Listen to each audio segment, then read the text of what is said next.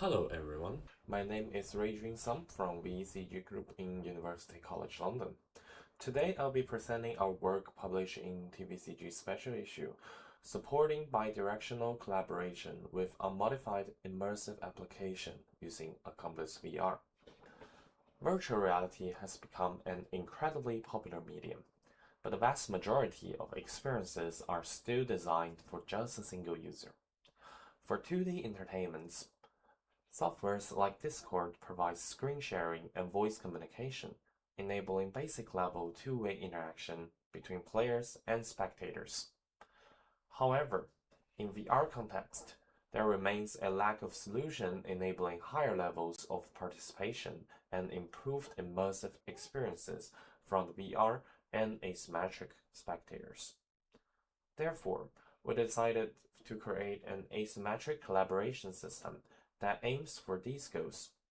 Bidirectional collaboration, where non-VR spectators can have agency to explore, VR player can better understand assistance from remote spectators, and it works with existing applications without violations of policies or illegal engineering of source codes.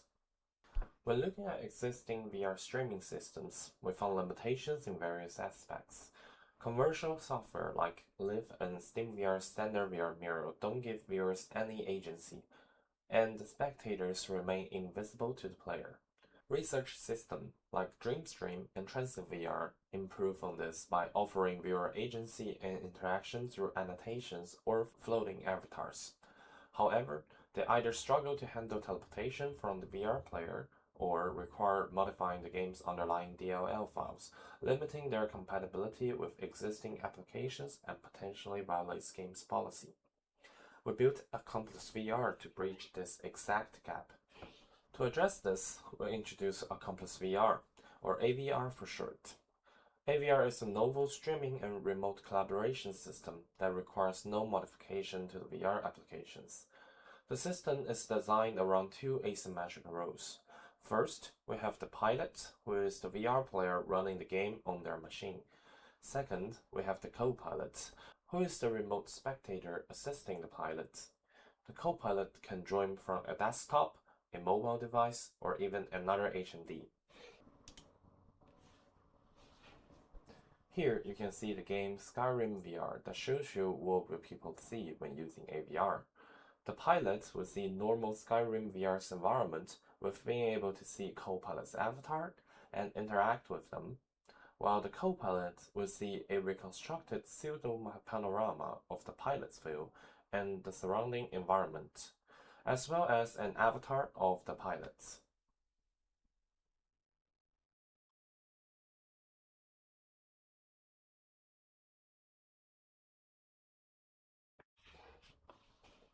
On this page, we can see the system diagram of AVR system. For details of implementation, you're welcome to check out the paper.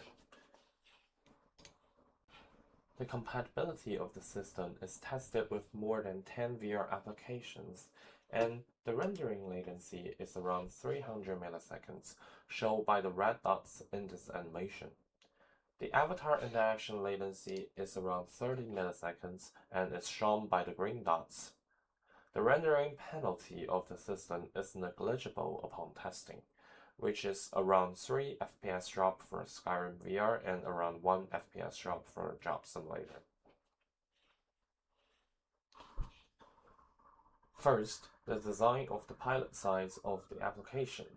Instead of reverse engineering game files, we utilize OpenVR APIs. We capture the frames that are destined for the head-mounted display in real time. To represent the co-pilot, we use the built-in SteamVR overlay functionalities. We essentially create a transparent portal window and use the overlay to project the co-pilot's avatar and their laser pointer directly into the pilot's normal stereo view. On the co-pilot side, we wanted to give the spectators visual agency.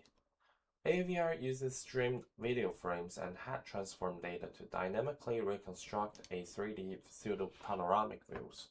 Here, in the purple frame, is the current video frame the pilot is looking at. The rest of the image are reconstructed with previous frames. The system stitches the frame onto a skybox in Unity. Such allows the copilots to look around independently. If the frame does not align well or the pilot have to move to different places, clearing of the skybox is possible. A 2x2 mixed design experiment with 15 pairs of participants was conducted.